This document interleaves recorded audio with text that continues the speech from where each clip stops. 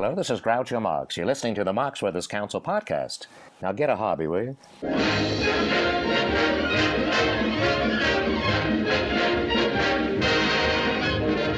Welcome to the Marx Brothers Council podcast. Episode 3, You Don't Have to Pay Us, But You Can't Fire Us, featuring Noah Diamond, Bob Gassell, Matthew Coniam, and our special guest, Frank Ferrante.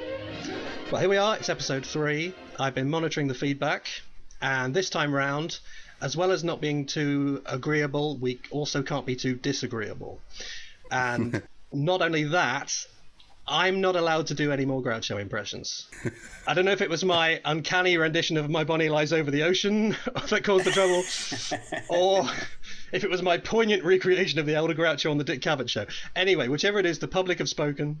I'm a servant of the public, and I promise that the Groucho impressions this time will be left in the frankly unsafe hands of Noah Diamond and Frank Ferrante. That doesn't mean, though, that when we get round to discussing Sig Rumen, I'm not going to say, the curtain, Mr. Driftwood, will go up again next season, so we'll just have to play it by ear. Anyway, we thought that this time round we'd do something a bit different and devote an entire podcast to the discussion of just one film. And we chose A Day at the Races for the simple reason that of all the Brothers films, it's really the only one that features Douglas Dumbrille but isn't set in a department store.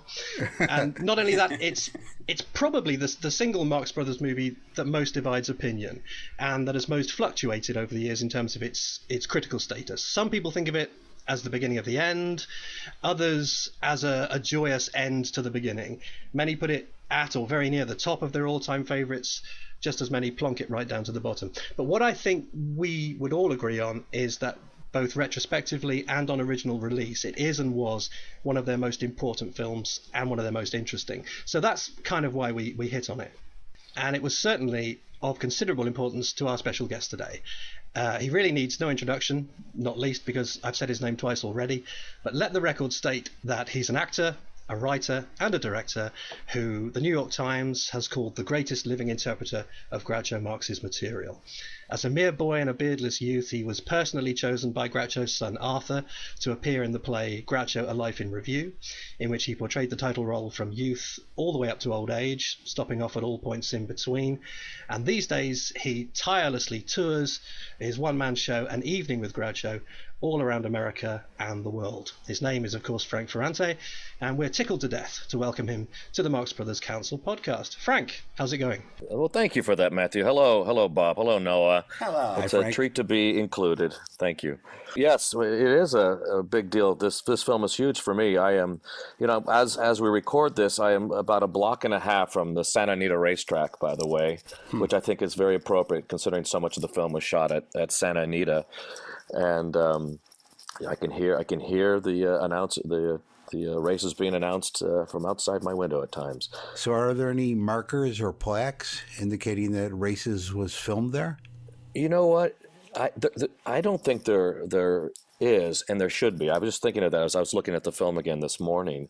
I was looking at, of course, the beautiful deco design of the Santa Anita, and thinking of the Marx Brothers there and Dumont there, but no, to answer your question, it should be noted. Do it at night when nobody's looking. That's exactly right. Oh my. I said at the top of the show that A Day at the Races was an important Marx Brothers film for you. Tell us why. Well, it was my first exposure to comedy, vintage comedy, to this style. I think you have to be aware of where I was as a person. I was a 9-year-old. This is 45 plus years ago when I saw this film, and I was in a classroom at a Catholic school, and I was taught by nuns, and a particular nun who was abusive, and it was an oppressive setting. So at that time, a neighborhood friend of mine said, you should watch these guys on TV, on television. They're really funny. And he was like this Jewish kid. This was my only Jewish pal in the neighborhood, and they'd grown up with this sensibility and this love of this comedy. I knew nothing about it, so I put the television on, and there are the Marx Brothers, and it took my breath away. and I'm seeing Groucho in this grease paint, and Harpo and in his wig, and Chico, and it's, when you're 9, 10 years old, it's all real. This felt like it was actually happening in my house, and I thought, I want to behave this way. I want to be free like them. And I wasn't maybe consciously aware of that, but it completely lifted me and exhilarated me seeing these three wild men. And that was it. And I watched the film. It was an afternoon viewing in my living room. And I went home that night and started enacting the scene, the sun-up scene, the Tootsie Frutti ice cream scene with my brother. And just that became a thing, a regular thing, doing those routines with my brother at night. And I had a copy of Wyatt Duck, and we would do the bits from Wyatt Duck and would do scenes. But I loved their rhythms, and I loved Groucho being bamboozled by Chico, and I loved Chico's conning nature. All of it was thrilling, and it felt subversive, and I sensed the irreverence of it. All the things I wanted to be in my classroom. So it had a huge impact on me, and that I think I was feeling that I could see life differently, and life wasn't just the way it was in a classroom that I was in, and that really it struck me on a very personal level. I think that's coming to all of us, to be honest. I mean, whichever film we started with, it was that feeling that this is almost a kind of an escape route, a way of kind of asserting oneself, because I think a lot of us obviously aren't the high school football star or whatever, and it's a different way of making yourself known, isn't it? It's a different way of kind of making a mark. I remember my history teacher passing my desk and seeing that there was a copy of Harpo Speaks on my desk, and he just said under his breath, that explains a lot, and walked by. Right? Wow. So what are your thoughts on the film now compared to when you were a youngster? It's funny. I think Groucho has some remarkable moments in it. When he peels off, and I knew it all along. Hey, you're looking at the Doc. You're looking at yourself. When he's examining Harpo, and when he starts to dance off like that, and swings his body around, to me it's transcendently funny. To me, I look at the genius of that kind of physicality. But to answer your question, I'm not crazy about the fact that they're rooting for the lovers and advocating for the lovers, but boy, the block scenes are brilliant, and you can imagine how they evolved on stage. And I like to do that when I'm watching A Day at the Races. I like to think about what they started with on the page, and that to me is fascinating as someone who is in the theater, who creates new work. That's a very good point you make, actually, about the block scenes, because I was watching it today, and it struck me that it's very, very obvious, even more than A Night at the Opera, that this is a film that from the very first has been conceived with that pre-filming tour in mind. The sketches are self-contained, they're self-explanatory. Everything is adaptable to the stage, but it's also the kind of thing that would go over extremely well on stage, like the wallpaper sketch and so on. And then, as Joe notes in his book, the job was sort of, when they get back to Hollywood, how do we string this all together somehow? Whereas in opera, I think the process was a lot more organic. But here, I think they have just started with chunks, with sketches that play, Socko sketches that play brilliantly to a live audience. Right, and to get back to what my feeling is on this film, I love it when Groucho is in a position of power, and there's no. And Bobby, we in prepping for this, Bobby, you and I talked about the fact we're neither one of us are crazy about any kind of backstory. I don't need to see Groucho as with a puppy, or as the veterinarian. I don't want to see that. I just want to know that he's this mad creation that takes over. It seems like MGM was determined to give a justification and explanation for all the comedy, but basically all they did was undermine it with all the unnecessary exposition. We're talking about story, really, and how they're placed within the story. What is their role with the story, and that doesn't always thrill me when I see a Night at the Opera, a Day at the Races. But boy, there's the production value is stunning, and the character actors are incredibly affecting, I think. The comparison is informative between the two films, I think, on my recent rewatch of Races. Right at the very beginning, the very first scene, which is in some ways a mirror image of the first scene in Opera. One of the strengths of Opera is that the moment it begins, you instantly have Groucho on stage doing great comedy. Day at the Races gives us Chico right at the top, and you think for a moment, all right, this is going to be, we're getting right into it. But it takes us a while to figure out who Chico is here. And when he says, as we like to reference a lot, you don't have to pay me, but you can't fire me. It's almost like that's a Marx Brothers suicide note, Like he might as well say, "Oh, Mrs. Rittenhouse, I couldn't possibly accept payment for not rehearsing. It just wouldn't be right." But then he does get around to we've got to hurry before she changes her mind, which is it's a glimpse of who Chico is supposed to be there. It's just a dash of the absurdity we want. He's already convinced himself that he's won her over. I was struck by something rewatching the very first scene today, because unlike Frank, it was far from the first one I saw. It was actually one of the last, but by an odd quirk of fate, it was the first MGM that I saw. We all come from a unique generation or group of generations in between the original audiences who saw the films when they were made and in the order they were made, and audiences now who can obviously watch them whenever they want in whatever order they want on DVD. We were kind of at the mercy of when they showed up on TV or when they showed up on rep cinemas. And simply by that random process, I saw all the Paramounts and Room Service and A Night in Casablanca and Love Happy before I saw any MGMs. And this was the first one I saw. And you can imagine that very first scene with the train with the bell ringing.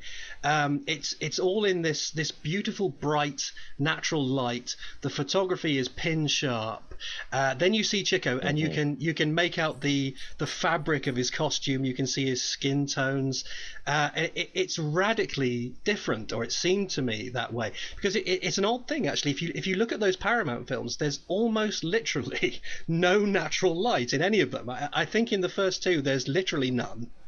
There's about 2 seconds in Monkey Business, a little bit in Horse Feathers and Duck Soup, but really not much at all. But this film, it's so sunny, it's drenched in sun. It was just a radically different experience. It's something I was thinking about. I agree with you. It's odd. It is different. But I have to say, I think the setting doesn't help the cause. The fact that it is at a racetrack, It's like being at a circus. And to me, there's something already rogue about and subversive and illicit about a racetrack.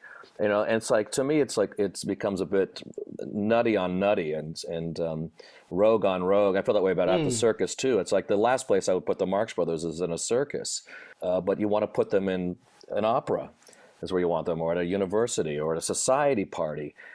And I think that for me is part of it, is that it's not an austere, as beautiful as the Santa Anita racetrack is, and then with that beautiful deco architecture, it's just, in terms of the institution, doesn't serve the comedy. Theoretically, I guess the sanitarium should be that. The sanitarium should be the stuffy backdrop for the anarchic humor, but it only occasionally we never really serves that purpose. get there, do we? No. And of course, Joe makes the very good point that no sort of tie-up is ever made that Groucho is a horse doctor and he's now at a racetrack. The two Right. worlds are never tied. It's funny. I was watching it this morning, and Groucho's doing the exam on Dumont, and my daughter said to me, "Wasn't he just tell her that he's a horse doctor? What's the matter?" Yeah. Still. I said, "Well, you're right." I keep coming back to the fact that everything is well done individually. The comedy is pretty good, the romance is not bad, and the music's very good. It's right. just the proportions just seem way off, and it's one of those things where the whole is less than the sum of the parts. for me, the comedy could be edgier. I love when Groucho's mean. I mean, I just love it when he lays into Dumont in Duck Soup, and I was looking at that first scene between the two of them, thinking and with Whitmore, I'm wanting him to lay in and have and the teeth are a little. I want the fangs to come out a bit. You know? Well, we're at MGM now, so we sort of know going in that that's not happening. So we just have to enjoy it for what it is. I know, but I keep thinking it's going to happen. Hope against hope. Well, it does happen a lot more often in Night at the Opera, and the sort of the uniqueness of A Night at the Opera, the fact that it does embody so many of these MGM compromises, but the comedy, and particularly the Groucho comedy, remains so strong. It seems to let MGM off the hook a little bit. But one of the things when we look at these films closely, we often find, don't we, that trends in Marx Brothers movies look like they actually begin a film or two earlier than we thought. Like Matthew, you've made the point that the idea of imposing an alien vision on the brothers, which we think of as a Thalberg thing, is also kind of a Leo McCarey thing in a different way. And I think, in a sense, the late MGM Groucho begins in A Day at the Races. I mean, he doesn't have Bazell telling him, just be as spastic as you can and put this plate of black scrambled eggs on your head. But it is the first time we see Groucho at length grappling with material that's not always gold. And he's still in this movie, very close to his prime and sparkles. But you can see sometimes his calculations seem to be about, how do I sell a line? Like, for you, I'd make love to a crocodile, Right. The kind of thing. He does a lot of eyebrow raising, doesn't he, in this one? Yes. Well, one of the things I've read is that during the stage tour for Races, Groucho refused to punch the material with eyebrow wiggles and leers because he knew that would always get a laugh. He wanted the material to live or die on its own and get a true response. Yeah, and the writers knew that. Well, before we leave the first scene, just one point I wanted to make about Maureen O'Sullivan as Judy Standish. As we know, the film, in most ways, very, very carefully takes A Night at the Opera as its template and provides variations on that model. But she's very different in that she's not a singer. Maureen O'Sullivan is not a singer, unlike Kitty Carlisle, which means that we don't get a romantic duet. And Alone was one of the big selling points of A Night at the Opera. And for some reason, rather than cast a singer-actress, they've cast just an actress. And it seems so surprising to me that I find myself wondering if maybe Alan Jones said, this time you're going to have one singer and it's going to be me. Because I can't think of any other reason, really, why they wouldn't have got a nice love duet in there. Good point. I don't know what happened there in terms of the casting, but I do know that in his later years, do you know the story? Alan Jones had a VHS, and he was working up until the end of his life. And it was just his scenes from the Marx Brothers movies. Everything else was cut out. It was just the Alan Jones scenes. And I worked with an actress in Groucho Life in Review. I remember she was in San Bernardino at the California Theater, and she told me that story of sitting there and watching Alan Jones scenes from A Night at the Opera and A Day at the Races. That's. I think if I go to hell, and it's likely, I'll be there with Alan watching those clips.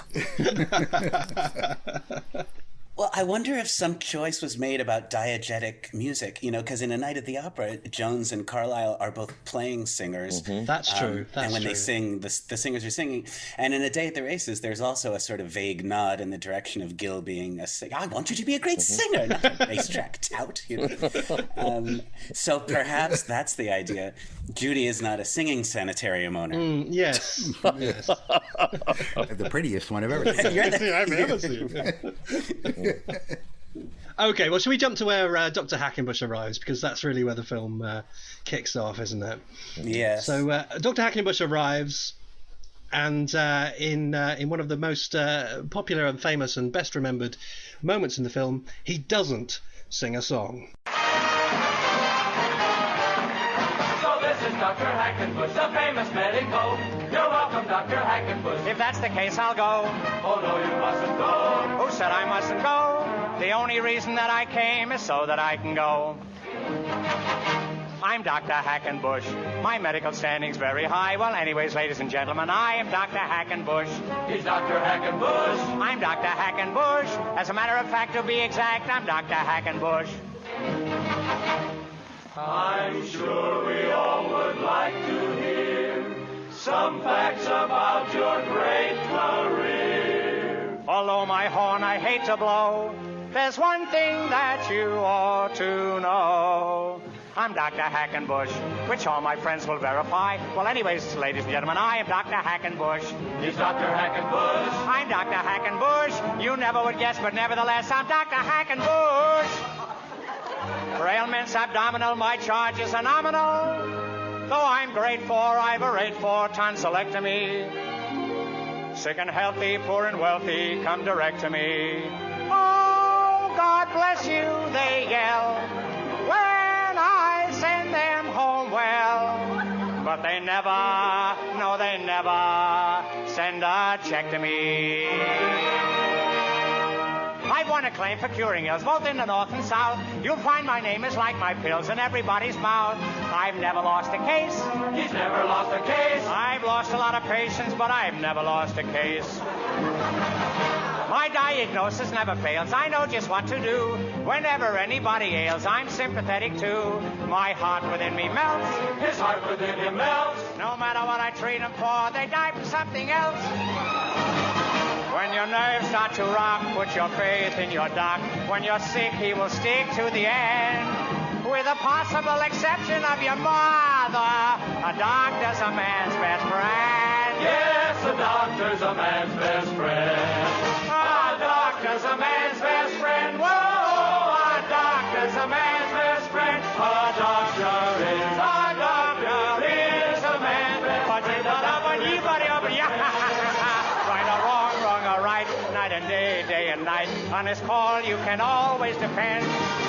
With the possible exception of your mother and your father and your sister and your brother, and your nephews and your nieces and your uncles and your cousins whom you number by the dozens. A doctor's a man's best friend. That, of course, is not from the film, but from a 1945 radio show. One of the joys of my existence has been having the joy of singing that thing hundreds and hundreds of times and listening to audiences laugh at the lyrics. And I do that song as Groucho in my show, and the song, it stops 3 or 4 times sometimes for them to laugh and applaud. That's the persona of Groucho and of course the tune and lyrics that are so fun and so funny. So in studying for the show, I was looking at the Marx Brothers scrapbook, and there's an interview with George Seaton, one of the writers of Races, and he claims that it was Irving Thalberg who actually decided to pull the song from the film. And since Thalberg didn't live much in the filming, it must have been before they shot it. But anyhow, I was trying to figure out why Thalberg would have anything against the song that everybody seems to love. And the best that I could come up with is that the song has Groucho bragging about what a bad doctor he is, which is not in line with the character he's doing on screen, who's trying to hide the fact that he's not qualified. Well, it feels much more like the Paramount Groucho, and it's very much in the tradition of especially Captain Spaulding, but also Groucho's entrance songs in Monkey Business and in Horse Feathers, and Duck Soup. And Thalberg never really lets Groucho sing. I wonder if Lydia would have made it into At the Circus if Thalberg had been around. I love that. I've never lost a case. I've never lost a case. I've lost a lot of patients, but I've never lost a case. It's also funny that he's not joking about being a horse doctor. He's joking about not being a good regular doctor for some reason. Yeah. Joe makes the point that the Hackenbush that has that dialogue is not the same Hackenbush that sings that song. There is a fundamental incompatibility between the two, which does make it sort of mysterious. I know Arthur, in his first book about his father, says that it was Groucho himself who cut it because he couldn't be bothered to rehearse the choreography and so on. I can't. Well, yeah, I find that hard to believe. But that's what he says. Yeah. And there's all this talk of whether it was shot or where does it exist? Because at the premiere, he sang it at the premiere on a radio show. And I was talking to John Tefteller about that. I know the great archivist of things Marx, and he thinks that it may have been shot, but it's lost. Do we know does anyone have a feeling on that? Or? There's no evidence it was ever shot. There's no point in the film where you go, oh, that's where it would have fit. There's no obvious point. When Groucho makes his entrance, it's a pretty self-contained scene, and it doesn't look like it would have fit there at all because there's not many people in the room. Yeah, I think Tefteller's argument was because he sang it the night of the premiere that perhaps it was in earlier versions, but I guess that's not the case. Well, it was done on the road tour. I think it was Adamson who said that Groucho pretty much performed the song everywhere except for the movie. Yeah, I'm not sure. I mean, it hasn't seemed to have survived as a pre-record, and I don't think it was shot. I think it was cut early on, but it's very hard to understand why. But then Alan Jones's big number, the Message from the Man in the Moon, was cut as well. So the editorial decisions are quite strange throughout. So it's hard to tell. You would think there'd be some stills of the film or a recording or something. Exactly, and, yes. It would have shown up in one of the That's Entertainment films, where they had all those great lost performances. Yeah. And Groucho was so pleased to be a doctor and, sang it at every opportunity after this and signed Hackenbush to letters and everything. It's hard for me to imagine that he was responsible for it not being included. I'm with you. Yeah. And I don't know what actor of any caliber would agree to that. Yeah. Cut my big number. Please, go ahead. Who needs the laughs and more screen time? And you know what? Keep the paycheck too. You don't have to pay me. Okay, well then some plot happens, something about a sanatorium or something. I've never really got to grips with it. But then after that, there's the ice cream sketch, which is probably, I think, the most famous bit of the film. Would we agree?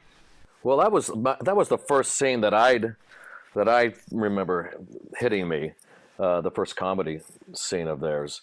I loved it, of course, and as now it feels. I feel this how it's softer in terms of how it hits me. Again, if Groucho was in a position of power, I think it would have been even more potent. But I still love their interaction, and their timing is impeccable, of course, and beautiful, and the writing's great. It's beautifully done, no question. Yeah. Yeah, I mean, my idiosyncratic test for in the Marx Brothers scenes that I like the most is could anyone else do it? And I think it's fair to say that any other comedian could do this. Almost certainly not as well, but they wouldn't have to rewrite it. Whereas a lot of the great Chico Groucho scenes, no other comedians could do it. So this one is slightly different in that it's a comedy scene that you or I could do. But no question, it's beautifully written, it's beautifully played, it's good stuff. ZVBXRPL, page 34. Hey, ice cream, I can't make head or tail out of this. Oh, that's all right. Look in the Master Code book. That'll tell you where to look. Master Code? I haven't got any Master Code book. You got a Master Code book? No, do you know where I can get one? Well, just by accident, I think I got one right here. Ha, there you are. A lot of quick accidents around here for a quiet neighborhood. Just a minute, is there a printing charge on this? No. Oh, thanks. Just a $2 delivery charge. What do you mean, delivery charge? I'm standing right next to you. Well, for such a short distance, I make it $1. Couldn't I move over here and make it 50 cents? Yes, but I'd move over here and make it $1 just the same. As a first comedy scene that I experienced of the Marx Brothers, I was aware of the filial connection, the fraternal connection, that they're so comfortable with each other that when Groucho throws a book, Chico's going to nab it. That the way Chico loads up books, there is a confidence and a comfort and a connection that comes from brotherhood and decades of performing together, and that on an unconscious level hit me, and I appreciated it. I knew something special was going on with these two, and that they have a long history together. This is not the first time these two have been on screen or on stage together. And to me, I love the nuance of their physicality with each other, and the rhythms. Just that one beat, knowing when to come in on the line, when to get off. All that is in play, and is a sight to behold. Something that struck me for the very first time today when I was watching it is when Groucho becomes Chico, when he has no option left other than to take on the scam himself. As he walks away with the cart and he's dumped all those books back in the cart, the books that are between his knees are still between his knees. He walks away with books between his knees. That's good. When the scene starts, there's a lot of people milling around, but within about 20 seconds, they all disappear. Yes. Except for those guys in the ticket windows. I noticed on recent rewatch that something that seems to begin with this scene, and I think it lasts most of the film, is that the most memorable and iconic like little moments are no longer the big laughs, but they are still there. And things like Chico's Tootsie Fruitsy ice cream chant, it's not funny in and of itself, but it gives some useful punctuation to the scene, and it sets up Groucho at the very end. And then the enigmatic power of the letters ZVBXRPL, which any Marx Brothers fan in the world knows that those letters, and it's launched a million license plates. Yep. And I'm sure half the council, if you want to try to figure out what their passwords are, that's probably what it is. Shoot.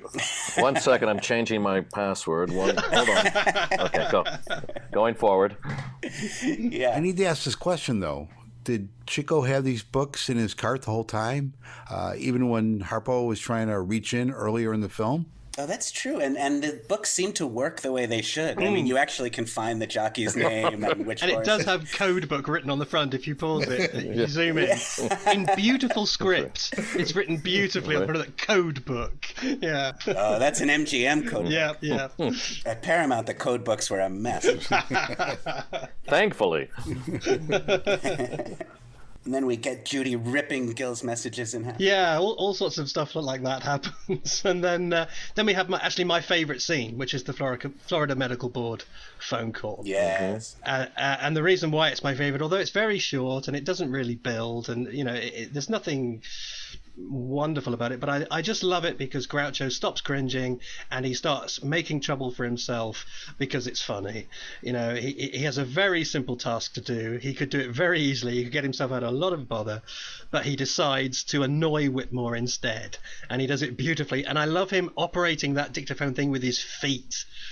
I think that's what he's stretching out with his leg. It's not even convenient for him. It's just that little extra touch. He operates it with his feet. And his brashness seems to gather steam the more upset Whitmore gets, which is very much like the old days. Yes, watching him torture Whitmore is great joy. It's glorious. I also love his Colonel Hawkins character. For some reason, the Florida Medical Board director is this old Southern gentleman. I like sugar. How about the receptionist is great too. But it's a reminder of for me of the vaudeville roots in the fact that they took on different voices, and it's wonderful that dialects were. He's good. He's great with dialects. I think he's funny as hell in that. When you think about it, Whitmore's doing everyone a favor here by checking up on Hackenbush. I don't know why he's being painted as the villain. In most films like this, he's the hero. If he wants to destroy the sanitarium, he should just let him get on with it. He should just leave Hackenbush to ruin it. But the only person that's calling him to account is the person who actually wants the place to fail. Yeah. Well, this goes back to Matthew's pet peeve earlier in the film when Judy accepts Mrs. Upjohn's recommendation. Yes. Judy doesn't really care whether he's qualified or not. She just wants Mrs. Upjohn to lay out the cash. Yeah, but look at the guy. Just take a look at that guy with that. It is one of the inadvertently funny lines in this movie. Yeah. I've said, and so is my favorite, is when Dumont gets a good laugh line when she says, "I never knew there was a thing the matter with me until I met him." Yeah, right. And actually, right after the Florida Medical Board, there's another example of giving a supporting player a pretty good laugh line, which is we can be slightly uncomfortable with this as Marx Brothers fans. What's wrong with Mrs. Upjohn? Nothing in its most violent form. Oh my God! Yes. Dr. Hackenbush, Mrs. Upjohn is complaining again, and these X-rays show absolutely nothing wrong with her. Is that so? Who are you going to believe, me or those crooked X-rays? So we have a consulting room scene, which it has got a couple of good jokes in it. Groucho saying, "I'll put the O on now and the K on later." Nothing tremendous happens, but it's quite nice. But what struck me is just how much like Horse Feathers that is. It's very much like that bit with the professors, the waxing wrath scene. Oh yeah, it's very, very similar to that, isn't it? Yeah, doctors like the professors, dignified and foolish. Yeah. And calling the steam room about the Frankfurters, that's about as paramount as you could get for MGM Groucho. Yeah. And then we have the Harpo examination scene, and again, Joe Adamson isn't paying me anything, but this is the 400th time I've mentioned Joe Adamson today. But he makes a very good point that an enormous effort goes into getting Harpo into the sanitarium as a patient, and then the whole idea is completely dropped, isn't it? After that scene, no more effort is made to get him in there. But when Chico and Harpo have him over the barrel because they know he's a horse doctor, it should have been easy to get him in at that point, don't you think? Yeah. But I mean, why do they want him in there in the first place? I can't even remember why they want him in there. Why do they want him in there? To expose Morgan and Whitmore. Oh, okay, all right. Because somehow, some way, Chico is divine that Morgan and Whitmore are working together to get the sanitarium. How he came to this, I don't know. You see that sourpuss? That's a Whitmore, the man you gotta watch. You see, he's a no good. He's in it with Morgan, and I think they're trying to get the sanitarium away from Miss Judy. Yes.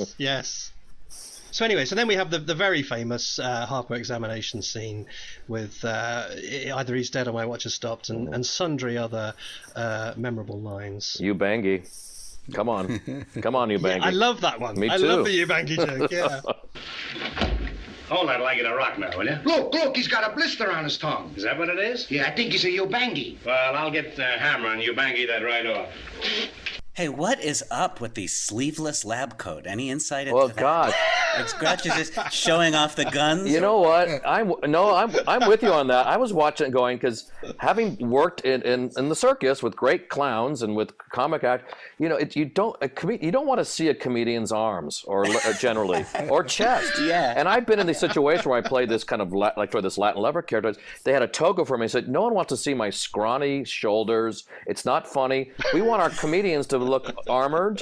I really mean that. I mean, it's like when I direct a comedy or a musical comedy, I mean, the body, cover the comedian's body. And someone I was watching this with this morning said, what's with the sleeveless? Same thing you said, no, what's with the sleeveless, gown? And it is strange that went through. And luckily he pulls it off, but it's unusual that he's dressed like that, I think, if you're doing a comedy like of that style. It's so unusual that it feels like it must be a choice, but I wonder why.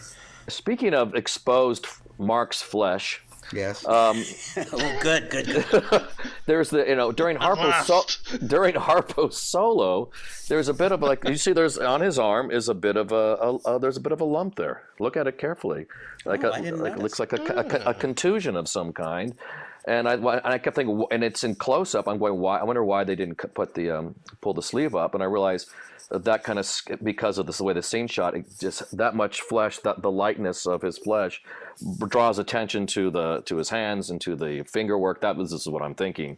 Was in the director's mind. Anyway, you'll see. Now you're going to look at that harp scene and look for that lump. Harpo should have that looked at. Should, but certainly Lance. He should see a good horse doctor. Yes. By the way, not a stellar job by Sam Wood here, because at the end of the scene, as the brothers are doing their funny walks out of the room, you could actually hear some young lady laughing as the scene fades out. Oh, really? I love it. That's the manicurist. Groucho does a beautiful job sliding around with a leg full of Covacaine. Oh, yes. Okay, well then there's a water carnival of some sort, and I don't recall. You don't really say much about it. You sure you're on the right film? I don't recall that. Apparently there is. Oh, you mean that 3-hour sequence in the middle, right? Oh. My wife will never forgive me if I don't point out, and it is absolutely true, that Vivian Faye spinning round and round and round and round about 20,000 times, then freezing with a perfect smile on her face, is incredibly impressive. There's no question about it. Hey, I think that was sped up. I think those turns were sped up. There's no way anybody moves that fast. That was sped up. I'm going to my grave saying that. Okay. If you speed it up, I could do it. Right. I mean, for God's sake. Can you hear my wife fuming? I sped through that entire scene. I don't think I've ever sat through it since I was a child. I just kind of fast forward, quite frankly, to get to Groucho dancing with Dumont and Esther Muir. Hey, we should note that there are several sources that claim that this sequence was actually tinted in the original release. Tinted blue, yeah. Halliwell says that. Yes. Really? And that's how Blu-ray was that born. would have made it 100 times better. Try tinting it black next time. That happens in one of the scenes. There's a part of this water carnival that really bothers me, by the way. The scene where Judy and Gil get back together. First of all, he comes up and basically accosts her. He won't let her go. She's trying to get away. And she's still mad at him about Hi-Hat until he comes clean that he's lying and that Hi-Hat's a lousy horse. Then for some reason she totally forgives him for no reason. Completely cheers up, yeah. And it inspires in Chico one of the really depressing moments in the whole filmography when he says, she loves him. Everything is going to be okay. It's later than you think. Oh, yeah. I so love Groucho's dancing here. He's not just doing the comedy dancing like in Animal Crackers. It's just a shame he didn't do more of this in the films. I agree. I always love when comedians dance. I love watching Bob Hope dance. I love watching Groucho dance, and so it's something about you're dealing with great vaudevillians where they can do it all. They sing, they dance, they can juggle.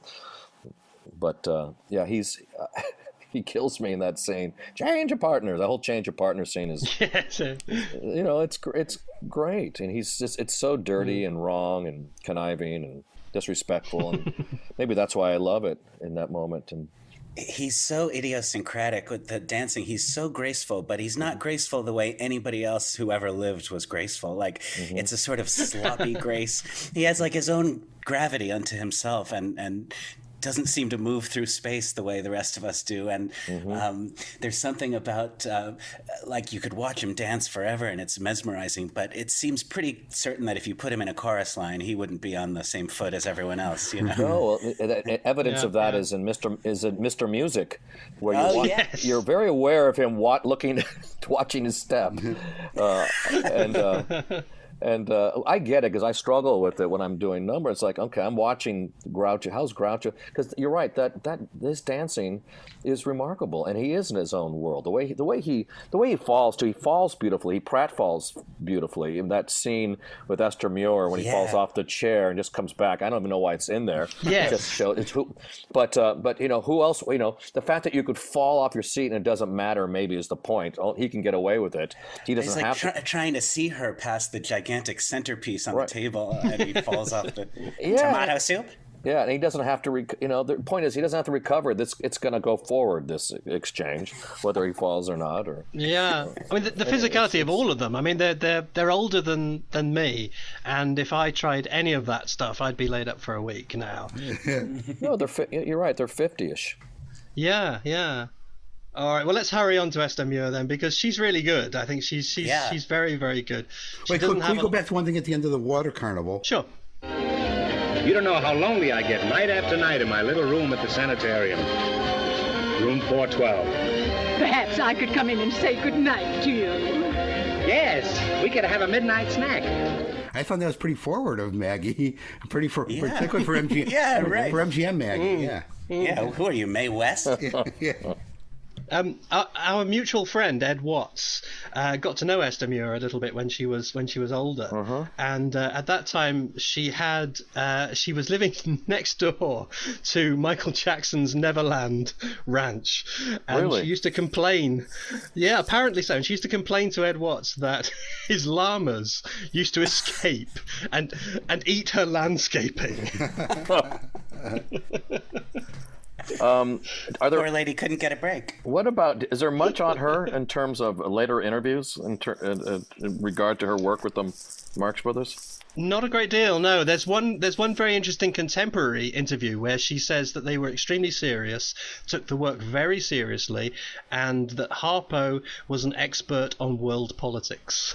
And that's all she says. Huh. It's interesting. Some of these folks lived a long time, as you know, and I wish there had been more interest then in capturing their memories. And like I always think about Margaret Dumont, and and we had the same. It's funny. One of my first agents was her last agent, a guy named Harold Gefsky. And I wish I'd picked his brain. So he probably handled her for those last television appearances, those last film appearances, got her work. But it's there's so much that I guess there's a tome coming out, right? Apparently, a book coming out that we read about on the council. But yes. I always wondering, where are her scrapbooks? Where are her costumes? Where who knows the stories? I want to know more about her. Yeah, no, there's so much that's missing about her. We only really get the public face, and Jane and Reg are finding out so much more about that public face that has been lost. But the woman behind that face, she deliberately erased it, I think, sadly. And she actually won an award. She won an award for this film. She won the Screen Actors Guild for Best Supporting Actress for Day at the Races. Yeah. Yeah, that's nice. It's very nice, isn't it? It's the sort of thing that doesn't normally happen. It's like Bela Lugosi getting an Oscar or something. People lump her performances together like they're always the same, but she couldn't be more different here than she was like in Animal Crackers and Coconuts. It's a totally different character, a totally different performance. If she had just lived another 10 or 20 years, you just imagine the love. Oh my God! Only from the fans. Imagine her on Dick Cavett, Oh yeah. Or in Skidoo. Yeah. Maybe she was better off. That's right. Skadon't. So Esther Muir. So yes. Yes, and coming to the famous wallpaper scene, it struck me that because the film is so opulent and because MGM is so obviously high class, it's easy to not notice that actually the material in this film is pretty broader in many cases than almost any of their other films. I can't think offhand of another film that's got an extended, messy slapstick scene like this. And then there's also later on, a girl gets her clothes ripped off. It's almost like a kind of a burlesque sort of a vibe, isn't it? Well, I was thinking vaudeville, but I agree. I watched the wallpaper scene and the glee that Harpo is manifesting is wonderful. You really get a sense of earlier Marx Brothers in that scene too. They're just wild, and it's done wild physicality. Yes. Yeah, I love the abandon of that scene and with the brothers. It's just so much fun to watch. How much work do you think Chico did on his Irish accent to play the? Yeah, think of the dialect coach. Yeah, he had a dialect coach. That's right. I think it's just as convincing as his Italian accent. And the scene was actually a bit longer when they filmed it because there are some stuff where they play bellhops and there's a seltzer water that gets sprayed around that we've seen stills of, but isn't in the finished scene. The repeated mimicking of the thank yous. Right. Thank you. That when I see that now, I think, well, it's undoubtedly funny, but sort of slightly out of character. But I remember so specifically that on first viewing, I think I first saw Races when I was about 11. That is one of the things that made me senselessly titter for a long time. Oh. Those thank yous. The way they, Adamson talks so eloquently about the way gags should tumble out like jelly beans out of a jar. Something about the way you keep coming back to the thank yous in that scene. Boy, it got me so hard when I first saw it. I beg your pardon? And who hasn't done that? Wow. This took a turn, this podcast. You want to rephrase that? I always seem to do that. Didn't I? I did do that in the first episode. I said something about tasting the delicious essence. No, I'm having a response to that line. It's very similar. Call... Hey, listen, you got to put in something for the kids. That's right. You got to work a little blue. Keep it relevant. Yeah. Esther Muir. Okay, so then we have we have Chico and Harpo doing their music spot. I find it a little bit kind of not annoying but regrettable that Chico's spot is increasingly shrunk down. He's hardly got any. He's got about a minute and a half here, I think, and then Harpo comes on and plays the piano first, which is kind of an insult to him. I know I get carried away on this point, but it just seems a shame to me that the one thing that he can do and nobody else in the act can do just gets shrunk and Harpo. But anyway, forget that. Forget I spoke. Anyway, they have a music spot, and that being said, Chico's phenomenal in that solo. It's so beautiful. Oh yes, yeah. I always love the one or two moments in his solo where he looks right at the camera, and he does that here too. Yeah. I love it when he does that. Yeah. So then we have the first of the Chico translating Harpo sequences, which become a kind of a trademark, but a late trademark, and they begin here. In a sense, it feels like an outgrowth of things like the fish flush flutes bit in Animal Crackers. It's a sort of twist on that idea, and I think by general consensus, a somewhat out of character twist, and as Joe and others have said, Harpo seems to go from a character who doesn't talk here to one who can't, even to the point of whistling in the melody of human speech to indicate what he would be saying if he could. And there certainly are good laughs in this scene, but it does feel like sort of dealing with the Marx Brothers characteristics as though they are liabilities. He always, in the previously, been able to communicate effortlessly, like with the swordfish. You know, it's just boom. He communicated exactly what he wanted. Here, it's a real effort for him. Okay, so then in comes Sig Ruman returning from A Night at the Opera, a big hit in The Night at the Opera. So back he comes in, as I never tire of pointing out, in one of his many appearances as a doctor who was called in to expose a fraudulent medical case. He does this in Nothing Sacred, Living It Up, The Fortune Cookie, and this film. So he's Hollywood's go-to man for a medical expert who exposes fraudulent medical practices. Does he succeed in any of these? He was good at that, huh? I think he succeeds in The Fortune Cookie, doesn't he? But possibly that's the only time. I'm not sure. But yeah, that was his stock in trade. But the curtain will go up again. I'm sorry. Yes. So in comes Sig, and that ushers in the Upjohn examination scene, which is a glorious, very physical, very funny comedy scene. I love the washing of the hands over and over again. I love the Down by the Old Mill Stream, which of course almost certainly features Harpo's voice. There's the mystery of the pigeons, who are mentioned for no reason and then appear at the end. But also there's it has been suggested that Margaret Dumont is not only doubled in some of those shots, but doubled by a man. Now, to me, this is plainly not the case. It certainly seems to me a woman. It's almost certainly Dumont. We know, obviously, that she did it on stage. So if there are any kind of if there is a good reason for it to be doubled, it would only be in just a very few of the most physical shots. The unraveling wig obviously isn't a clue, because she did wear a wig. It certainly looks like her to me, but no question that she takes an extraordinary amount of physical inconvenience in the scene for a woman of her not only age but dignity. Does it look like a double to anyone else? I never noticed it. I was looking pretty closely too. Just one or two shots where her legs are flying up in the air. It's possible it might be someone else, but it certainly looks like a woman to me. And the fact that the scene was designed to be done on stage makes me, hesitate to think that they would have included anything that needed a double. Yes. Yeah, I'm always impressed by how she rolls with it. How she, the punches and Animal Crackers and this scene that. She's so remarkably game. Just fantastic.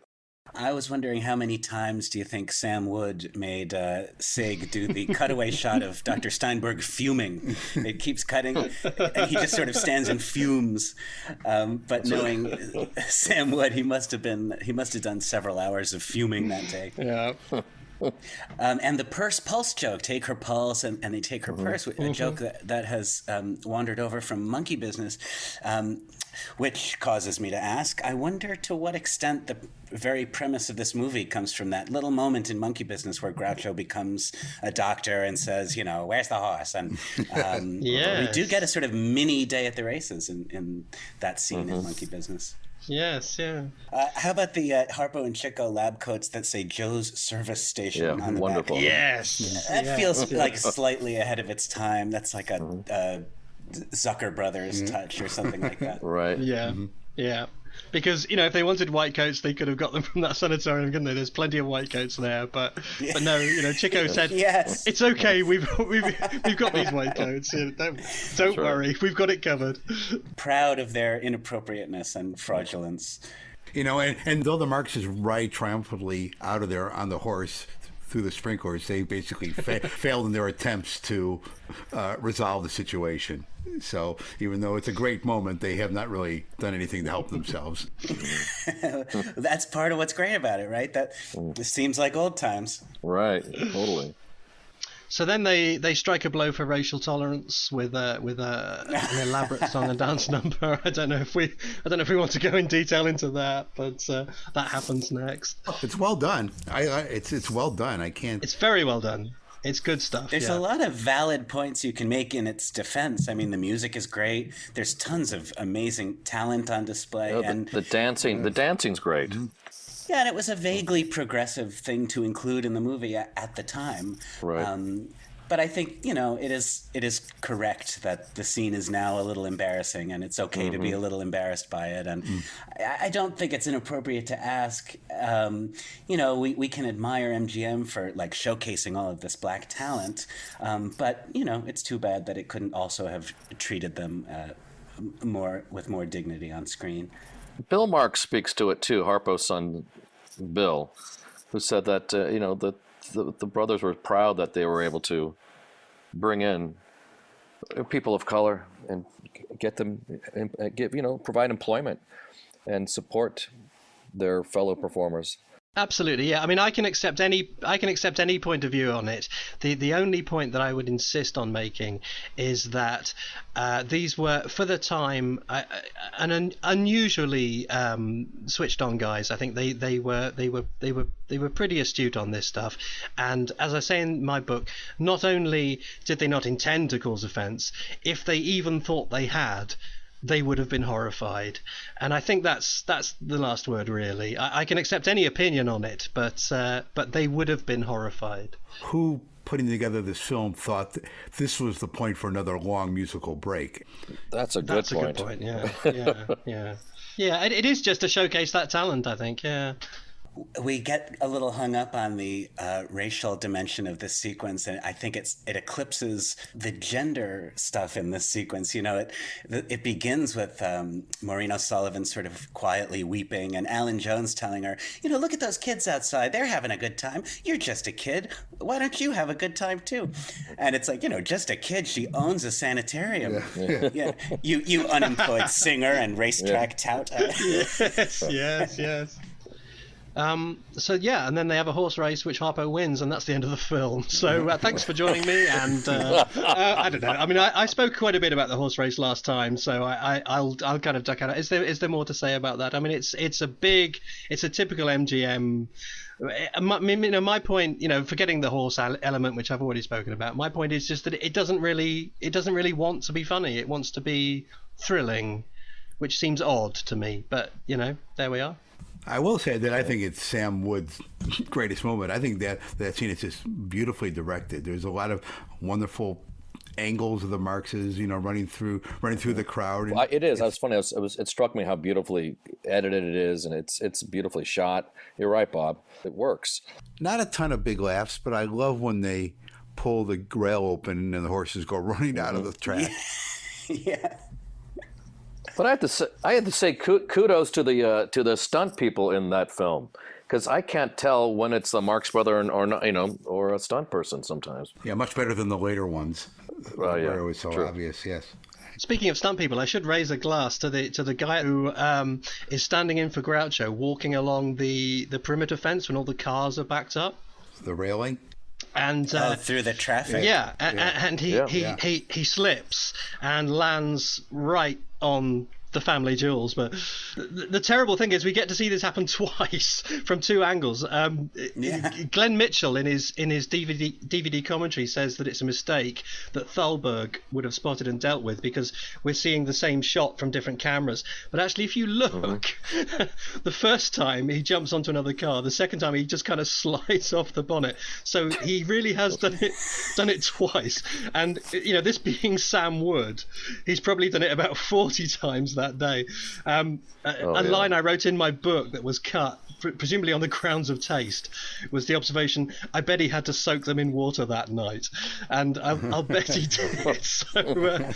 So yeah, whoever that man was, we salute you. You know, it's funny. I'm looking at those. Those are the San Gabriel Mountains, and I'm looking at them right now as we're doing this. That backdrop. That racetrack is one of the most beautiful tracks in the country, and the backdrop being the San Gabriel Mountains. So it's so fun to see your backyard in a Marx Brothers film. Yeah, it's interesting that, or maybe not interesting, but I'll talk about it anyway.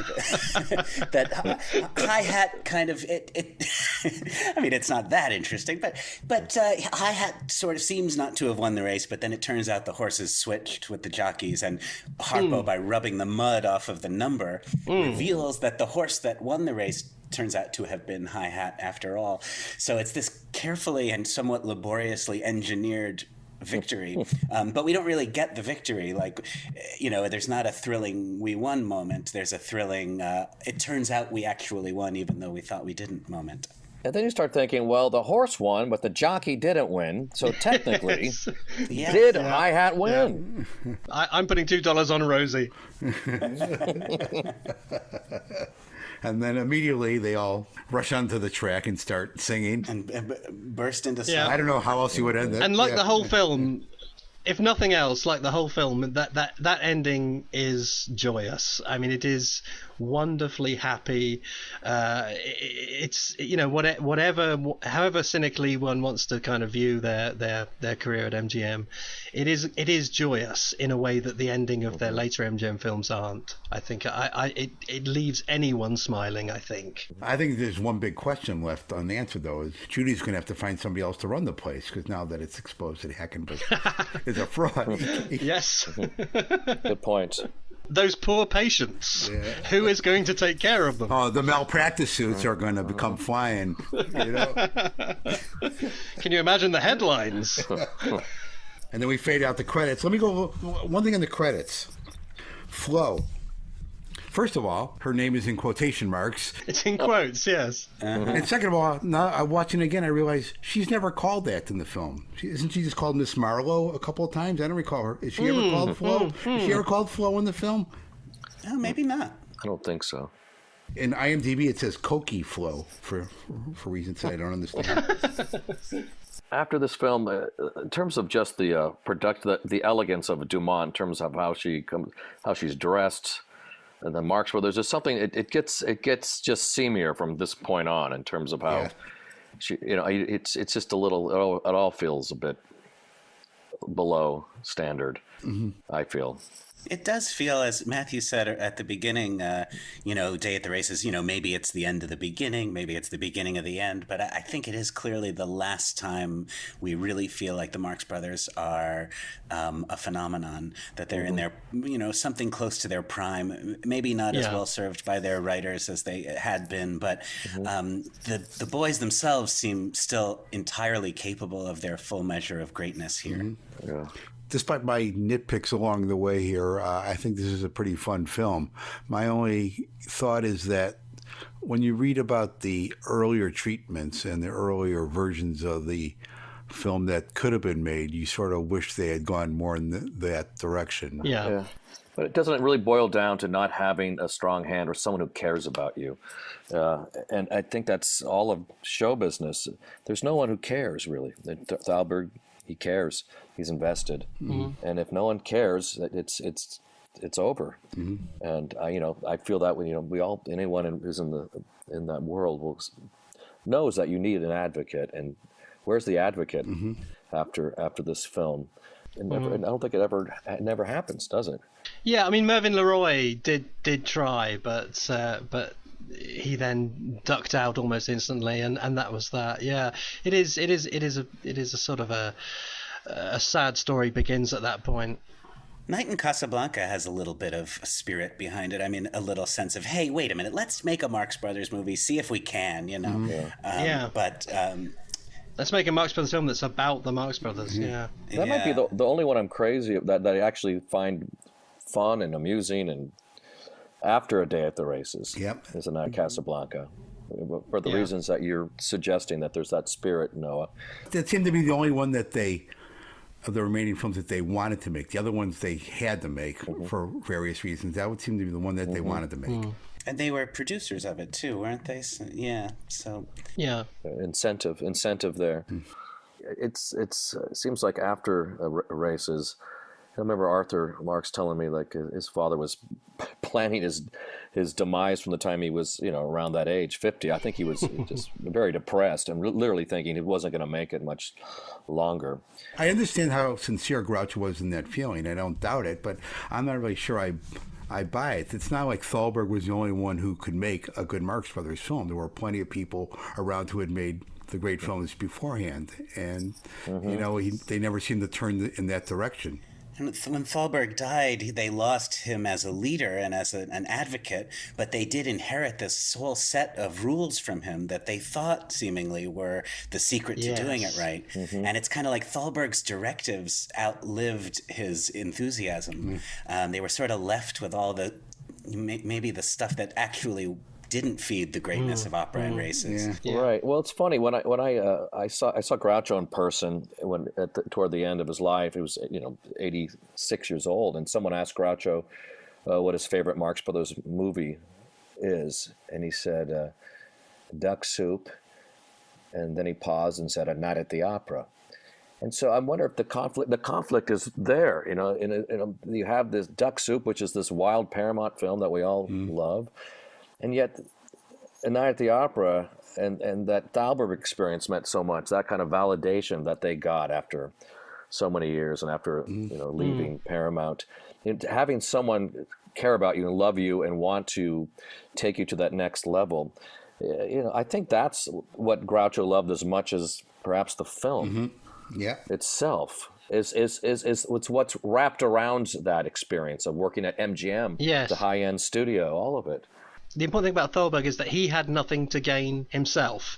David Lowe and Lester Cowan, they were kind of, quick buck merchants.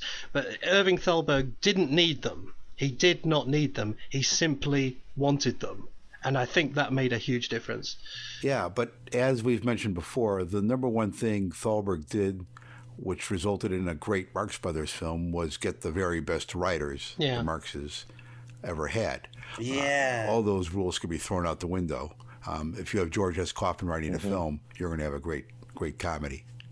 It's funny, this film though still exhilarates me. A Day at the Races still tickles me. Makes me laugh as much as anything. As many times I've seen it, just watching it again today, Bob, Noah, and Matthew, it's like, oh my gosh, I'm still thrilled. This is thrilling, and I still marvel at the seamless kind of approach and the technique, and you don't see any of the work. It's wildly intoxicating, this film, for me, because it certainly goes back to my childhood. This experience, this transformative experience. But boy, to be able to still belly laugh looking at some of this after all these years it says a lot about those involved and the transcendent talent of the brothers.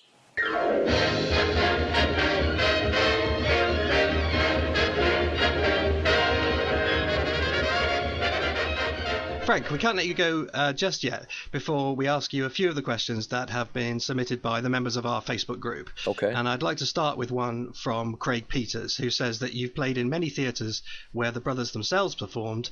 Is there anyone that stands out for any particular reason? I played the Lyric Theater in Allentown, Pennsylvania, which, and Noah will have more info on this than probably anyone else, but I think that is the first place Alsatia has played. Yes, is that indeed. Correct? Yeah, the very first performance. And they only played a few performances, if I recall. Well, I wasn't there, but if I recall from the research and what you shared, Noah, I believe they had a very almost like a split. Was it like half a week, maybe? Was it? It was like a pre-tryout. The real tryout, of course, was in Philadelphia. But James Bury, who was one of the producers, had a connection in Allentown. It was his hometown, and he decided he was nervous enough about this production to have even before bringing it to Philadelphia, do like one weekend in Allentown. Right. So I was there. It was at the time it was called the Lyric Theater, and that was extremely moving to me.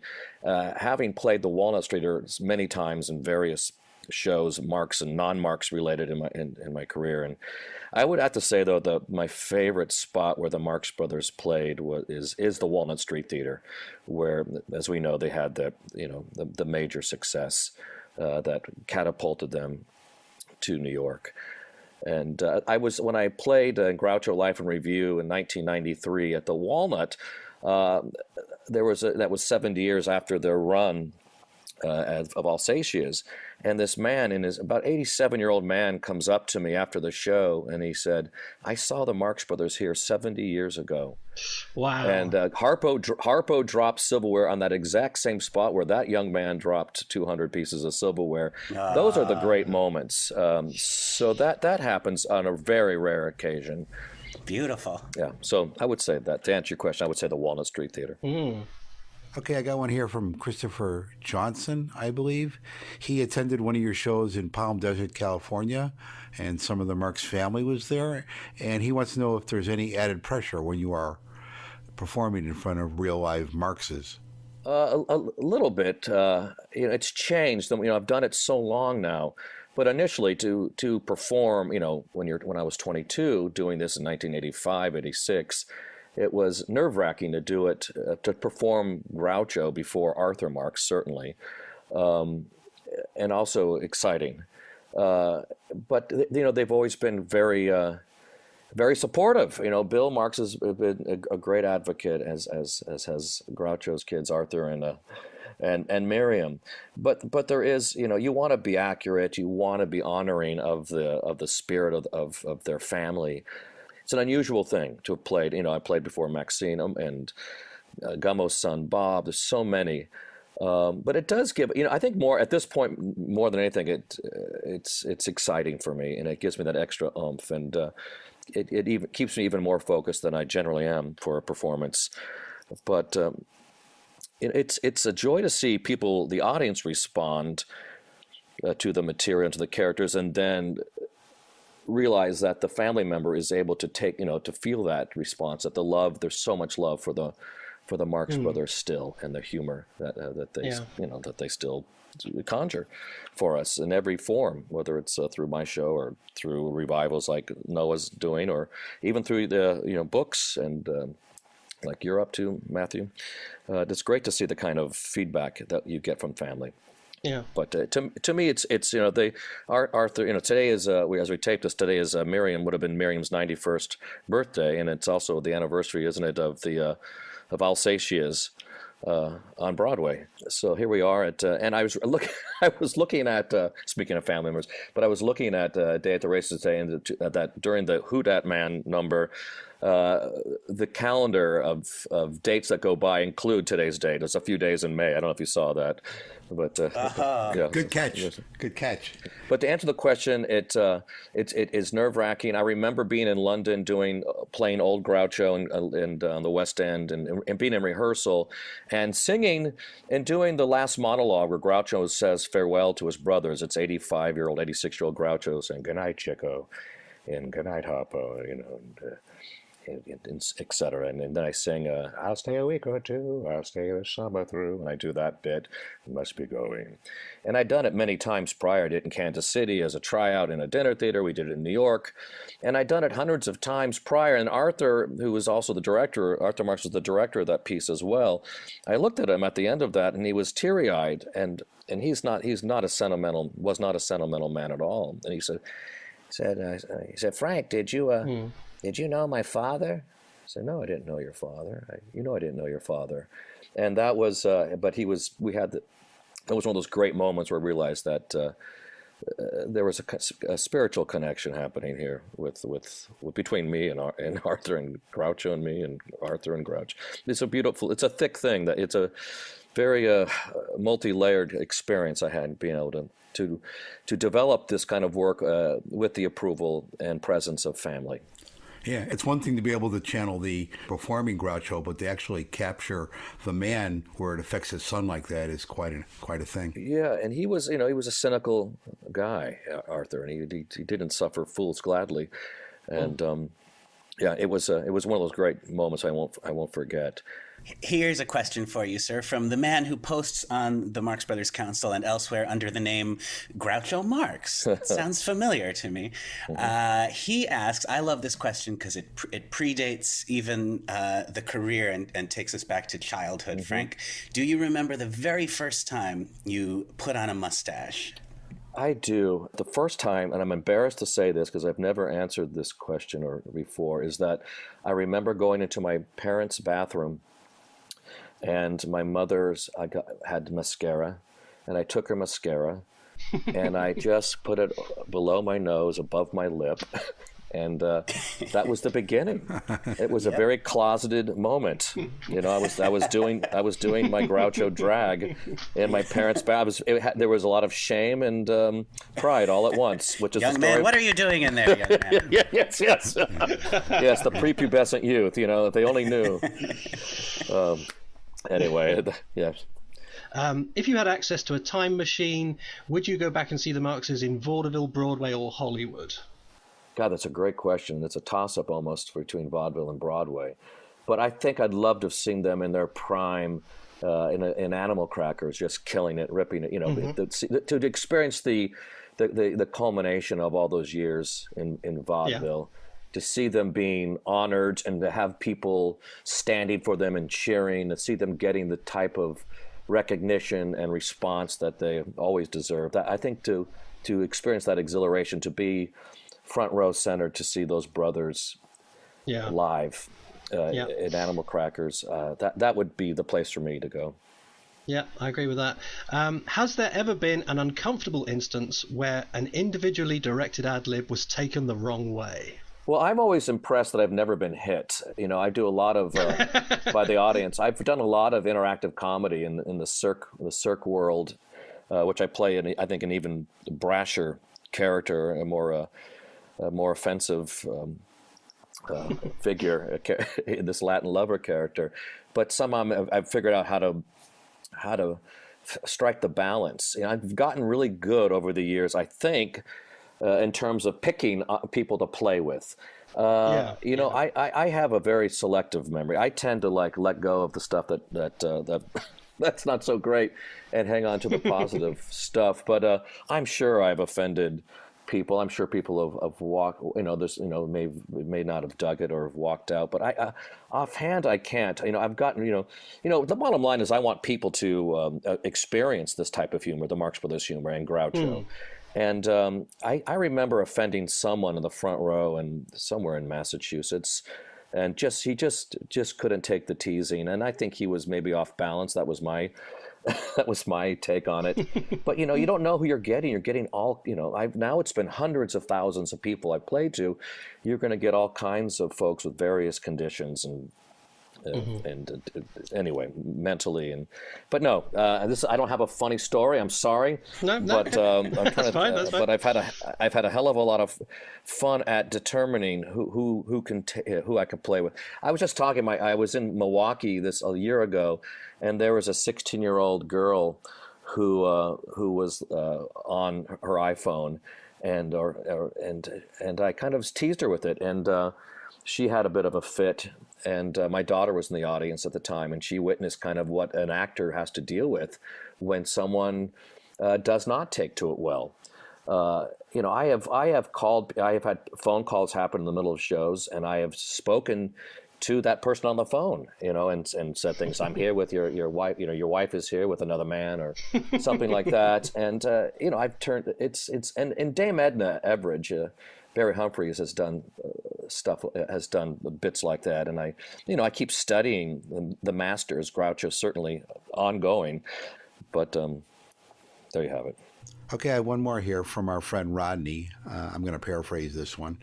Do you ever have a conflict between something you think is funny and what Groucho might actually say? I'm always negotiating what I should say, what feels authentic. What would his voice be here? What would he be thinking here? A lot of the material, a lot of the improv is set improv, stuff I've said many times, and some of the stuff is new, and it's really combining the set is the so-called set improv, along with fresh responses, and which is what Groucho did on You Bet Your Life and on stage as well, and most comedians do, comic actors do, who work in that vein. This one I think is a stroke of genius. I think this is probably the best question you've ever been asked in your life. And funnily enough, this one actually comes from, I'm not going to embarrass myself by trying to pronounce his name, but it comes from the guy who is famous for being the one who's the guy who's seen the Hungarian print of A Night at the Opera with the extra bits. Oh yes. And he wants to know this. Groucho had issues with finding comfortable shoes. Do you purposefully buy uncomfortable shoes for the part, or do you feel that you can accurately represent him without this vital characteristic? I have to tell you, this is a thing for a person who works on stage 24 hours a day for 35 years. I had extremely uncomfortable heavy wingtip shoes that felt like concrete on my feet, and they're extremely uncomfortable. And I'd never thought about the Groucho connection to that. I recently bought lighter weight shoes, which help me now. Who knows what the impact of the uncomfortable shoes have been on my work? Maybe the work has gone downhill since I've gotten the comfortable shoes. I don't know. I can't judge that. I'll let others judge that. But that's a funny question. But I'd worn my shoes for so long, and they were so old that the leather had gotten... I can't believe we're talking about this. Very, very last one, and this really is yes or no, but I would get told off if I didn't ask it. When you were in Cincinnati, did you have Cincinnati-style chili? Well, I got to play 6 weeks in Cincinnati at the Cincinnati Playhouse. It's a great theater. It's a 2-time Tony Award-winning theater. It's a gorgeous. I love the town, and I did not have the chili. Because I did not have the. It's a no, and I'll tell you why. I believe it. I actually try to watch what I'm eating when I'm doing eight shows a week, and if I start with stuff like that, I won't stop because I have a compulsive nature, and I'll be having the chili, every meal. But I did have duck soup, and I did have duck soup quite a bit in Milwaukee because there was a adjacent restaurant to that venue, which means nothing whatsoever. Frank Ferrante, thank you so much for joining us. That was a blast. Matthew, thank you for what you're doing with the council, and Bob, thank you, and Noah, thank you very much for including me. I appreciate it. Thanks so much, Frank. Thank you, Captain. Thank you, Professor. Thank you for joining us for episode 3 of the Marx Brothers Council podcast. More will inevitably follow. If you entered our competition to win a copy of Noah Diamond's book, Gimme a Thrill, all you need to do is return to the blog post, and underneath your comment there will be a comment from me, and it will say you are the lucky winner. So all you have to do then is just message us with your address, and you'll get a book. It won't be signed by Noah because I've got it, so I can sign it if you want, but there's really very little point. In any case, you'll get a free book. That's the point. So that's it. Thanks for joining us. Thank you very much once again to Frank Ferrante for joining us, and do tune in next time. Please, as always, tell your friends, leave a comment, all that stuff, and we will be back very soon with episode 4 of the Marx Brothers Council podcast. Until then, here is Mr. Alan Jones, and he's got a message from, would you believe, the Man in the Moon. I've got a message from the Man in the Moon for you, just you. He said to tell you there's a bench in the park for two, just two.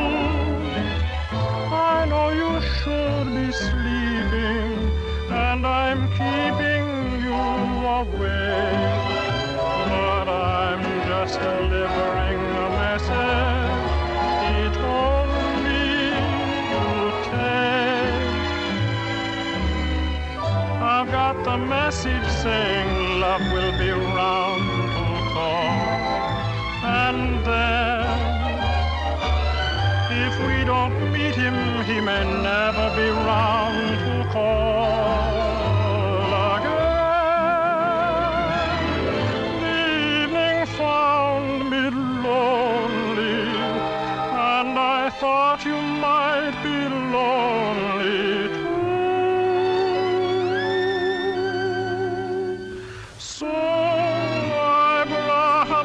message fly.